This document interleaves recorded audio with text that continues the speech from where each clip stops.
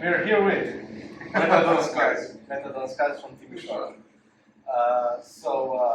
For those who don't know, this is what would you say would be your primary genre? Because I've seen psychedelic rock, I've seen stoner rock, and seeing you live, you cover a wide array of genres that might not necessarily be the main genre of your music. So if somebody has never heard of your band would see your name, what genre would you like to see associated with it first?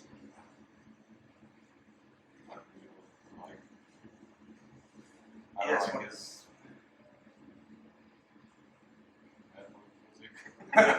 That's well, since I work for a metal website, of course I want to introduce metal bands. That's not very Something more specific. as specific as possible. Not as specific. I don't want you to say post-psychedelic rock metal slash. We were labeled on Reddit as post-stoner. If that makes sense. Yeah, so I mean, Manos is about as post-rock as you get, sort of. Yeah. Right. So first, let's go to the very beginning. I know some of you were high school friends, right? Yeah. Right. And then they met you at an Ecocentrics concert, Yes. something like that. Right. So probably most people who will be hearing this would not know who the Ecocentrics were. So I've seen you referring to them as scene legends or something like that. And I know they're no longer active. Yeah. So how would you introduce them to somebody who hasn't heard of them? I think, especially for the scene here, maybe even Romania in a way, was one of the first bands that introduced this new wave of stoner 70s revival that was going on in Europe in late 2000s, 2010 maybe, like this. People rediscovered Caius with bands like Color Haze and Rotor and a lot of other bands, mainly from Germany. The scene, stoner scene, was starting to be pretty big back in the late 2000s. So I think they were kind of one of the first bands that made this bridge,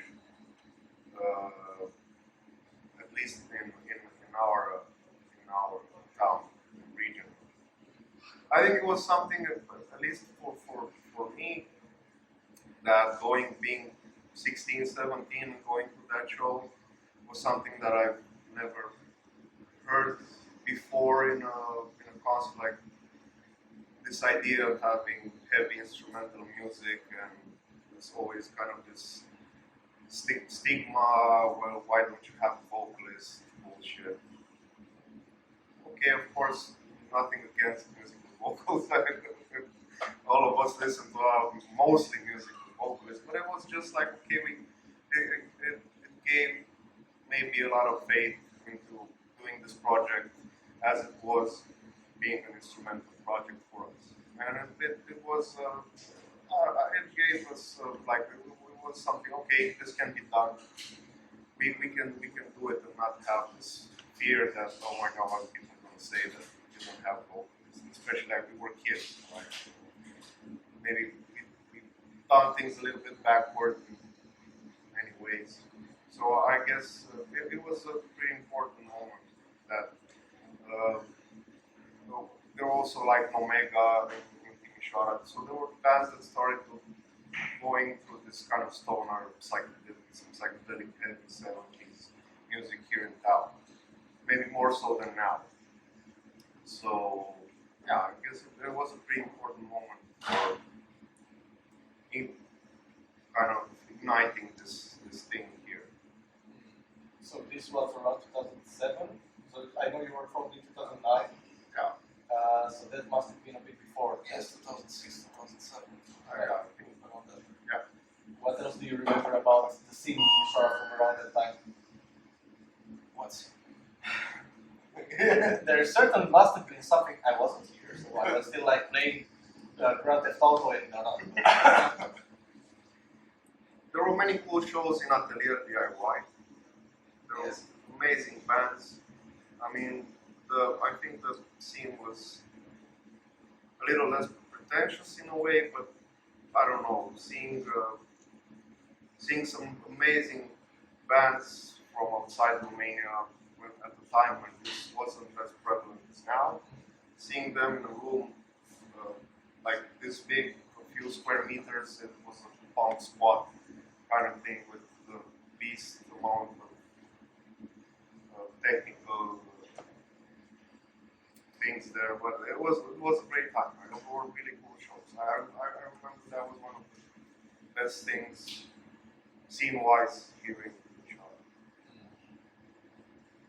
And so I don't know, maybe in a weird way, I've always thought about us being in a way associated with this punk kind of. We played there a lot, many times at one of our first shows with them. Yeah, our first couple of shows. Yeah, especially together, all of us. Because I remember, I think our first show was playing with the Cochenites. Yes. As a trio, where we met Alice. So, I mean, that place, even though it was not what you would call a venue, but it had a great DIY feel. great DIY feel, and I don't know, great shows happened. It was really, I miss, in a way, having that energy, which still can happen in a place like this. Yes. Certainly, I've come to Timișoara a bit later than you did, and also to music a bit later than you did. And when coming from Radu, which is a place that doesn't have a lot of concerts, seeing Timișoara as this mecca that's really close. It was around the time where Daos was the big thing in Timișoara, and you could see huge bands like. So the first ones that I've seen were Lord the Duke and Copina, which are Romanian bands, huge Romanian bands by Romanian standards, but not as huge as what would later come with Corticlani and so Corticlani there, I've seen Behemoth there. And these are sort of concerts that I can't imagine happening in Timișoara anymore. Yeah, I mean, it also has to do with the fact that you don't have a large enough venue and maybe large enough audience to support this constantly. So it's a bit like okay, as a booker, right? You get in contact with an agency or whatever, and they will send you bands, and the more you work, probably they will send you bigger and bigger names. I mean, it's really hard to keep up and have a packed venue in town like Timișoara to support, let's say, 20 big underground shows. Just, I mean, it's normal, right? How much money do people have, but then how many shows can they do? Right. So, like when we started, I don't know, we were talking about doing the Norwegian band. Not the music. No, it didn't happen. They play Armenia. Lepros. Lepros, all right. We were. It was almost done, that show. In the end, yes. Also Riverside. We Riverside. had an offer to bring Riverside here, but we felt like it would be a big risk because you would need probably 300 people or something like that to support the cost. So a lot of it falls on the fact that I know when I'm trying to get people to come to concerts with me, you might notice that a lot of the time I'm coming here alone because it's much easier than trying to convince people it's worth paying money for music that you haven't heard. Because I listen to a lot of bands, but they don't necessarily listen to as much music as I can. So even though sometimes I can establish the trust me, come to this with me, you like it. It's not always a thing that people see coming to concerts as sort of a social responsibility, if I can say so. So it's more than just you come here to get entertained. You see a band that you already know and want to see. Yeah, of course. Yeah. There are a lot of bigger ramifications of the scenes, economy and life and whatnot. Yes. And when people have this thing that they, if you would bring a band the second time or the third time in 2 or 3 years, they have this, oh, I seen them last year. I don't care anymore. I heard Maybe this. next time. I heard this a lot here in town. Oh, I've already seen whatever. Yeah, man. Did you enjoy it? Yeah, but I can sort of understand that, especially going to Romania and Rockstadt and doing constructive use of them and noticing how many times I have to say, oh, I've already seen this band at this same festival. And then, In a bigger city where you have like 50 concerts per week, it would make more sense because you have so many options. right, But here maybe you have like 3 or 4 maximum options in 1 week, which vary from a punk spot to a bigger club. So it's seeing a band, maybe 2 years apart, it wouldn't be that big of a sacrifice to it. Yeah. Especially if you enjoy it, because people said, oh, I love Planet of Zeus. They were great at the Revolution. I saw them last year. but They're playing next month here. But they wouldn't necessarily go to a bigger gig. Or there wasn't happening that much in the city. And when they did, when Laos was still active and they were gone, they were happening more concerts at the same time there, but people would be even less present there. Probably people would say, okay, I have like 1 or 2 gigs maybe per month. yeah, People obviously you started cannot go to getting every- picky. They were picky, but it's not that much happening. Right now it feels like there's a lot more happening. I don't know how many sponsored booths of events show up in my newsfeed, not necessarily just sponsors. There's a lot of stuff and it's hard now to keep up with it. But it's great that you have the option to do it. Yes. Right now it does seem like Timișoara is a sort of renaissance. Like Atafalk is playing here. That's one thing. It does feel like it's starting to pick up a lot of steam that has been lost when Reflector was no longer a thing, Dallas was no longer a thing. Yeah. But it all has to do with this post-COVID situation where, okay, a lot of venues closed, but there are fewer places to play in, and everybody's super eager to play. And there are a lot of tours going on. Agencies are trying to recover some money and doing a lot of things. And of course, Timișoara being close to the border, like it's close to Budapest, it's close to Belgrade, it's on the way to Cluj, it's on the way to Bucharest.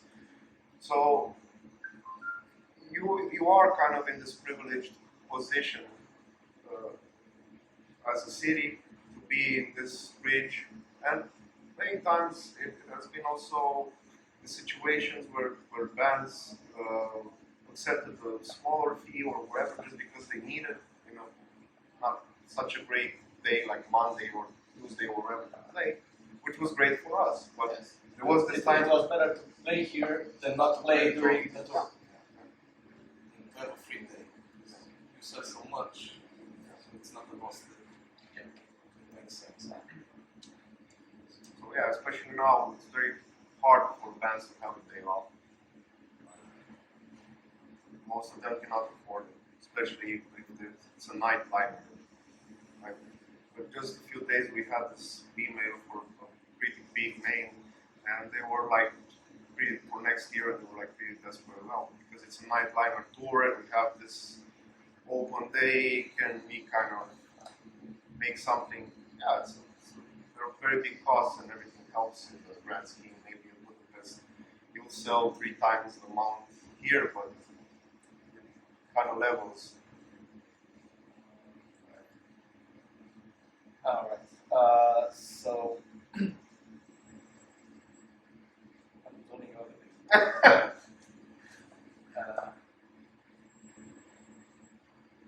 How do you feel that Timișoara, being a cultural capital of Europe, has changed things on the short-term view? As far as underground events that are not necessarily state-sponsored go. I guess probably we'll have more tourists than like even now because of the there's somebody that's not from outside the country that will come to the show tonight. So I guess that, but I don't know. I think it's modern. No, it's a forgotten thing. Yeah, Under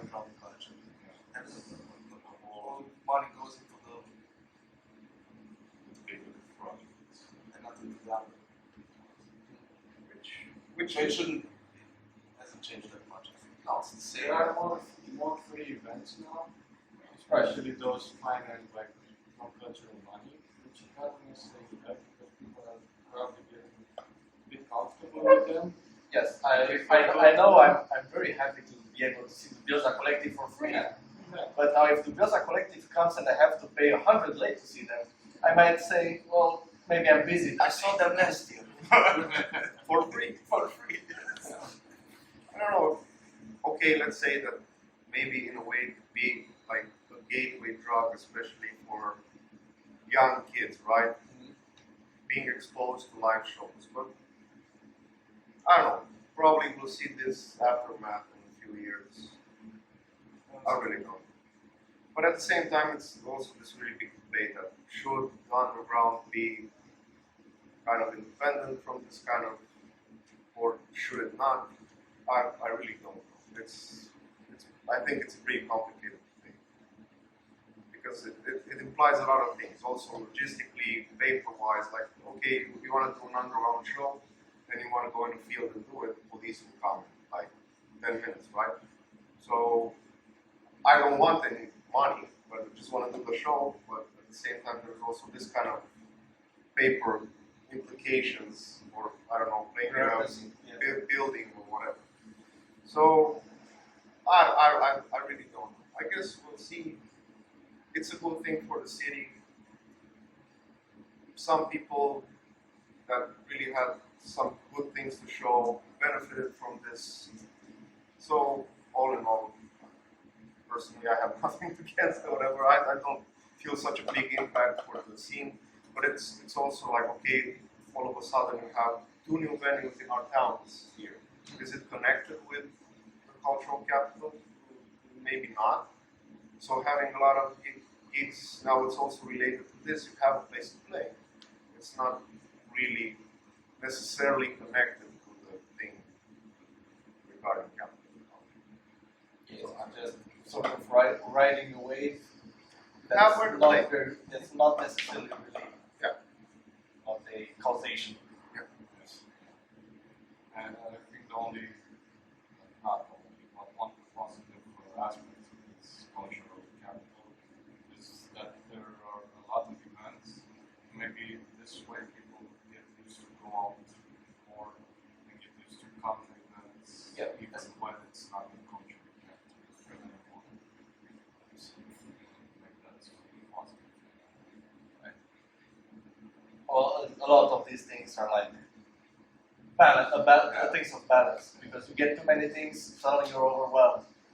With, and things could pass without you noticing. I mean, this kind of has to be the norm for a city like Timișoara. Yes. This kind of I can imagine how nice to be.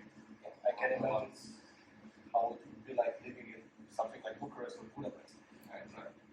There's even more concert saturation there. I mean, you'll start missing concerts because you want to go to other concerts. Yes. Which is totally fine for a big city. That's supposed to happen. No, not this concert because all I saw next year. Right. So let's talk about a bit about Haywire, because you've had a festival and a label and a booking agency, sort of. So how did all of these start, and what was the apex, and where are we now? It started because we were playing gigs and also playing gigs outside the country. And I kind of saw what it means to organize an underground gig for bands like us. And we started Can you making speak just a little bit louder? yeah, sorry. And we were making friends with other bands, playing with other bands, and they in turn were writing to us like, hey, maybe we can play a show together at your place in Timișoara. And I'm like, yeah, sure, I mean, we can do this. It's not that hard. Just make some, what do you call it, chili con carne. And Some beers. yeah, some beers, and it's easy to do.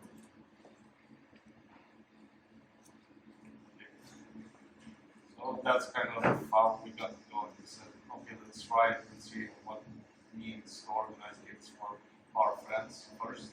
Like, they were the test subjects, and that went pretty well. And then we said, okay, let's pick it up and let's see if we can try to organize gigs for bands we don't know. And actually, it's gotten quite big at some point. Yeah. 2015. Yes, it was a really great time when Reflector was open. It felt like I would have a stoner band in Timișoara every Yes, week. And before that, Yeah. in Davos as well. Because we were in Davos for years. Yeah, Before Reflector, we did shitload of shows. Mm. Actually. Yeah. I do remember at some point I was feeling like, oh, another stoner band. I think I'm gonna miss that just because I'm tired of this sound. And that way I missed a Dope Lord concert in Timișoara. Now, years later, I regret that. I would like to say I have seen that band in Timișoara. I cannot say that. Probably at that time it was the right choice, but now I kind of regret. Yeah, but inevitably, you know, it becomes this kind of, okay, you do shows for your friends or bands that you like, but putting out as a booking agency, like, okay, having this moniker like Haywire because you need an identity or whatever, it's inevitable that other bands will write. And, okay, you also say want to. no. If You it makes can, sense. but you want to help out. You know, it's like hard. So it became this, you know, like two things. One, we got at one point, I think, like the last shows we did in Dallas, starting the Reflector shows. I think it was the busiest. We had a lot of shows there, like 6 per month. I remember there was in October. Yeah. November, we had like 6 shows. 6, 7 shows, which for us is, we all have jobs, we have the band, we have, we don't have a venue of our own to say, okay, everywhere that we went, we were like guests as well, right? So it became a little too much for us, too many shows. And also what I mentioned, you know, like the bigger and bigger bands started writing, and then you realized, okay, I need to, you know, like, it was the show of the ocean and Rosetta in Reflector. It wasn't a show that we organized, it was by the guys in Cluj, but we tried to help as much as we could with that. And there were like 80 people or something like that. And they had the nightliner production, which implied a very large fee, and you know, they lost a lot of money, the organizers, for that show. So you think, okay, how many shows like that could you support, right? Like if you lose whatever, how many thousand euros every month, you're going to kill yourself.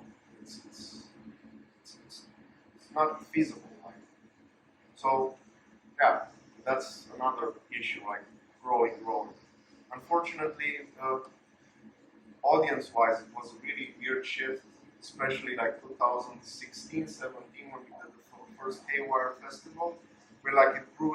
We had really large audiences for Monday show, like 150, 180 people for days that usually people don't go out, with not big bands, right? Underground bands. But then like we started bringing bigger bands. Somehow the audience started to decrease for some reason. I don't know, probably was also something that we made as a mistake, or the scene as a whole here in town, but it was obvious that it's very hard to sustain this any longer, like at that level, to have thousands of euros that you have to pay at the end of the month, even if we're talking about a festival or a show. Right.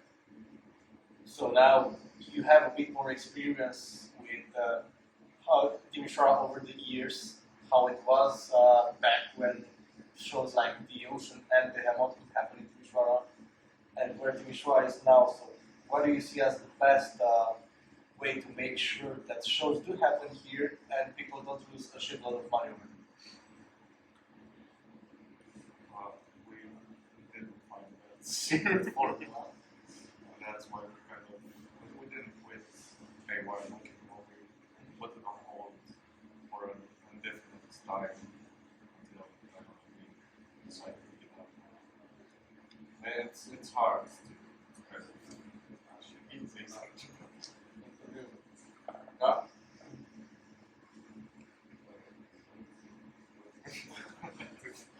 I guess you need patience, and the scene has to grow naturally somehow. You have need- to promote it. Yeah. There are many days that are not really promoted, just put the event on Facebook, maybe share it once and expect people to show up. Which is not really feasible, especially when you have multiple events in 1 month. We, for example, found out some concerts on the day it happened or after it happened because Oh, there's also you that couldn't thing find a there. poster anywhere. You didn't find an event. You have to promote it at least. At least a little bit. Yes, exactly. I think that happened once there were more gigs in town. I think the less some of the local promoters started to, they kind of took it for granted, you know. And that, I think that's the moment where it shifted, 2017, something like that. Because you had, for example, you had Shining from Norway and the Ocean and other bands. There wasn't that much promo around it. It's happening next month, okay. Maybe people will see it, maybe never. Promoters have to put the name of the band to make it market for itself.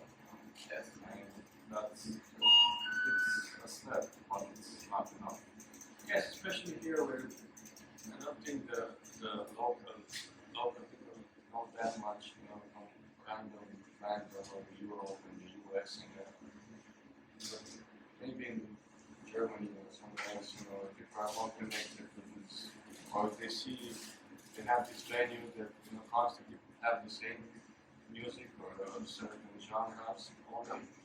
But here it's like random, you know, you have one thing in the thought and maybe next day or month you have totally different bands playing. And you have like a consistency.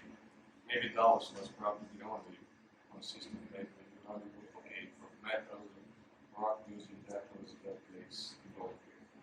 Yeah. Right. I'm not sure how much time we have left because I see people are coming and we probably should get things prepared for the show. So let's talk about this event right here because yesterday you played some songs that were chosen by a poll where people could vote which songs they want to see live. Were there some surprises? Yeah, Yeah. I think the most surprising thing was that there were songs from all the albums. Yeah, I don't think there was any that was skipped. No, all we had albums. two songs out of every album. Yeah, so it was really equal from each of them, which we didn't really It's expect. time to get out of best of. Yeah. Yeah. Easy. Right. So, what was the one song you didn't expect to see there? And what's one song you expected but it wasn't there?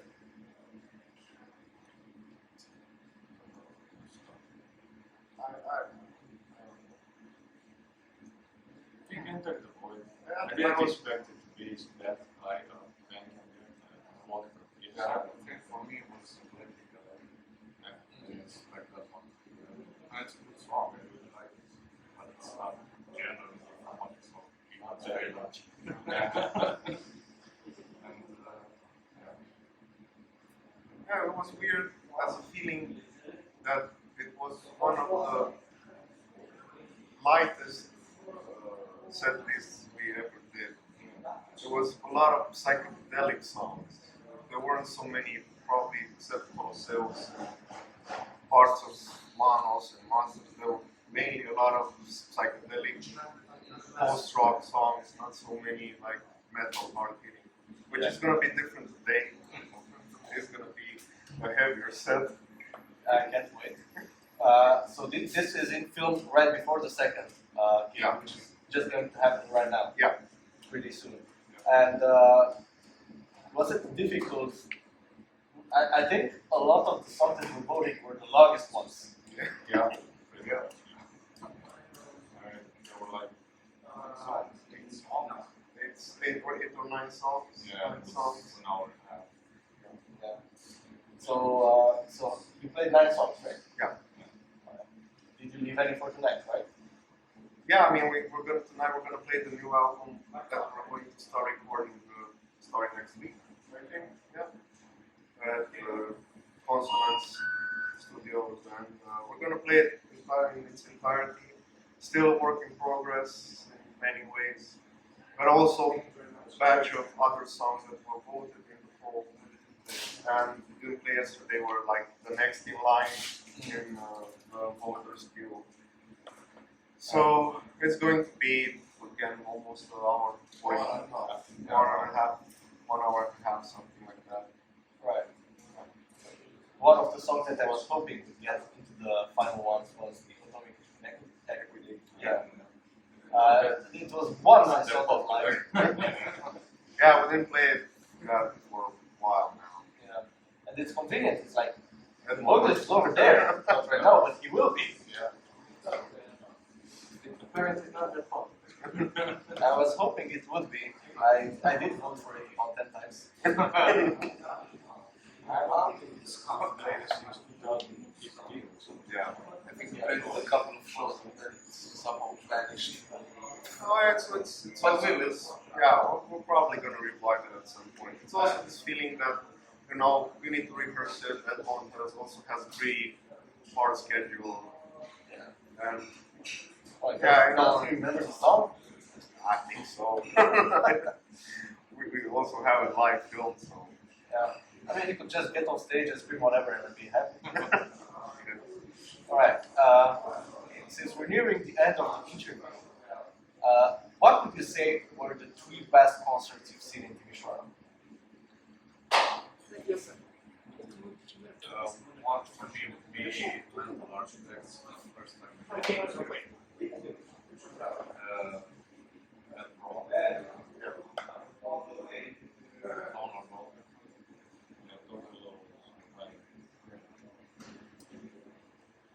Also the ocean. The first karma to burn. Yeah, the first karma to burn. The first karma. There are many shows, many good shows. Many good shows. Motorcycle. Motorcyclist is also in my top 3, definitely. For me, it's like I'm super obsessed with the band for years. Yeah. For me, it was that one, definitely. There was one, a really weird one. It was one in Atelier, and where this guy called the White Fawns. And they were this traveling kind of band, super hippie. And they just walked there, and they were like, made a circle in the middle of the room, and they played like this Irish kind of English folk or New England kind of thing, super relaxed. And I don't know what it was at that night, but for me, it was like, It really worked. yeah, it really worked. Yeah, the first Karma Tomorrow was pretty cool. Some Sana Blues Experiment was also pretty nice because it was something we never thought about. Yawning Man was pretty big highlight, especially for us as a band. Also 7 Death Spells. 7 Death Spells. The Stone Band, especially that combo was really nice. Yeah. A lot. There was really a lot of amazing shows that a lot of them I would never ever think happening in Timișoara. I think there were some really good years and probably it's gonna be still more because the machine needs to go and people, bands need to come and play and they will play and hopefully with the evolution of venues in town we're gonna have a lot of other great shows to think about. Anything else you'd like to add? Thank you for the interview. Yeah, thanks to anybody that listens to our music and has supported us over the 14 years of the band. Stick around. I don't know. See you somewhere around. Hopefully, the world or here or whatever. That's it. Just enjoy.